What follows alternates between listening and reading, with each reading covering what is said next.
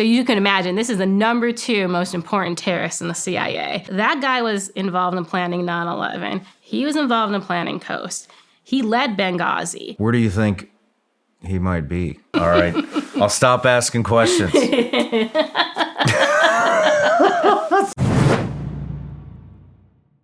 When you were informed of the Coast bombing in December 2009, Camp Chapman attack, it was a double agent suicide bomber, 7 CIA personnel killed. I had friends killed in that. Yeah, I know. You too. Do you know a lot about what went on there?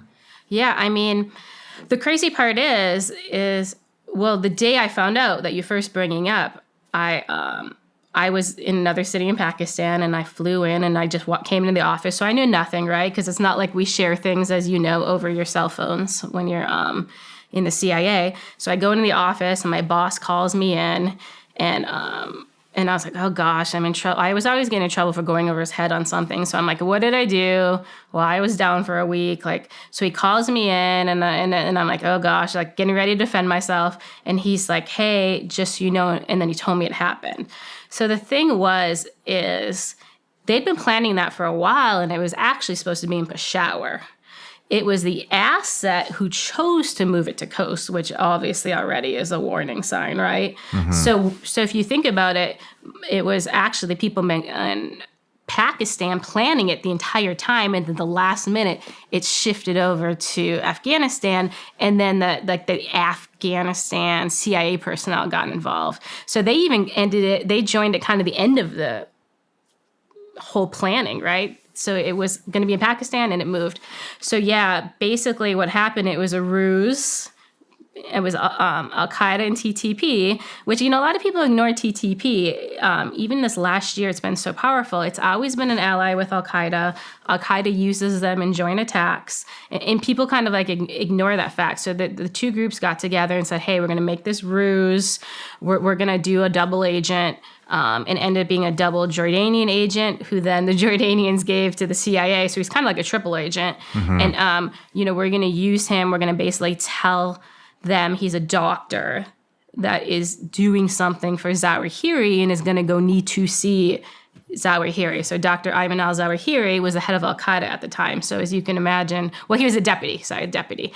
So you can imagine this is the number 2 most important terrorist in the CIA. Mm-hmm. And now we got an agent that basically says, oh, I'm a doctor that has to go see him for a medical, thing. So it was a huge deal. It was probably the biggest operation at the time in the CIA. And then, unfortunately, the whole plan was for him to commit a suicide attack against the CIA during his meeting. And that's what he did. Mm-hmm. And that's how we lost the 7 officers.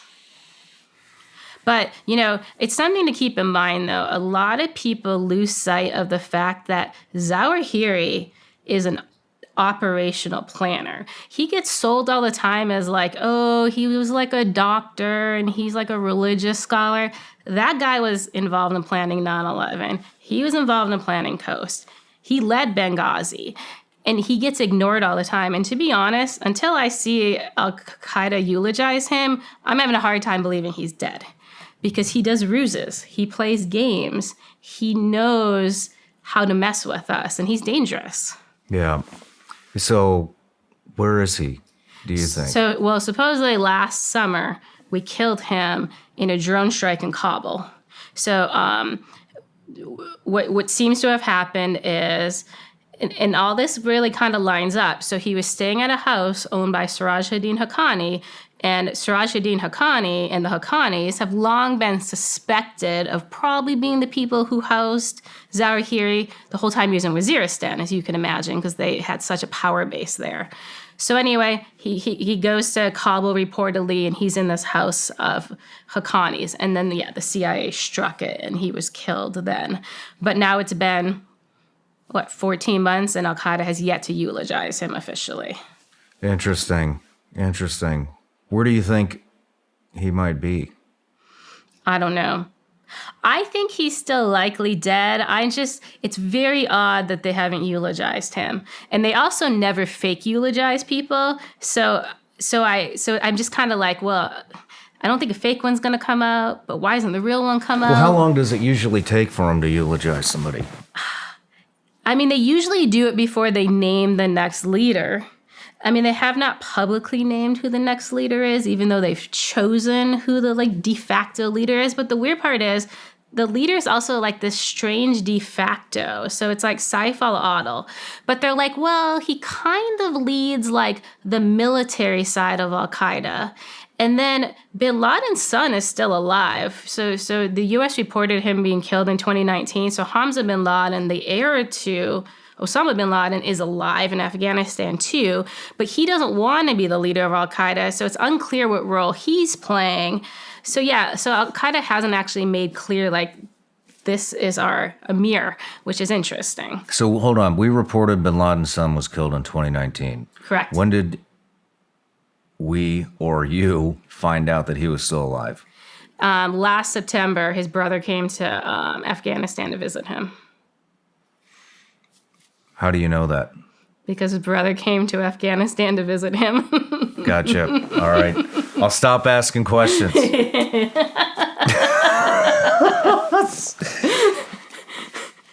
We'll have that conversation off camera. No.